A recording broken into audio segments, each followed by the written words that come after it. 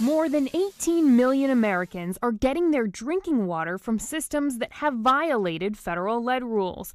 Not only does the EPA know about it, they've done almost nothing to enforce their own regulations, according to multiple industry experts. I think that the public needs to be told the truth about contamination in their water supply.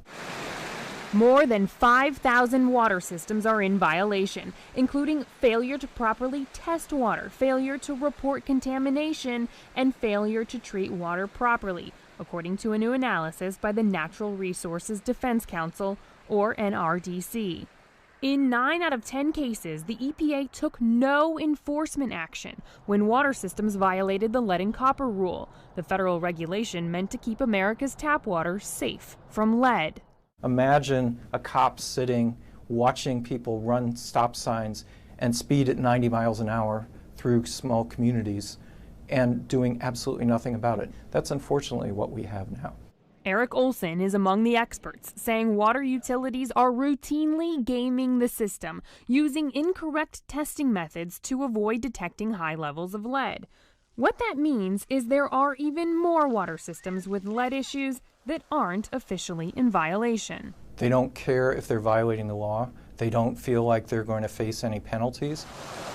Philadelphia is one city accused of gaming the system. In 2014, city officials sent residents questionable instructions for testing, telling them to pre-flush their water and remove aerators, which often trap particles of lead. Experts say both techniques would make lead levels appear lower than they actually are. In fact, the EPA instructed as far back as 2007 that they should not remove or clean aerators. I was concerned. I wanted to test my home's water.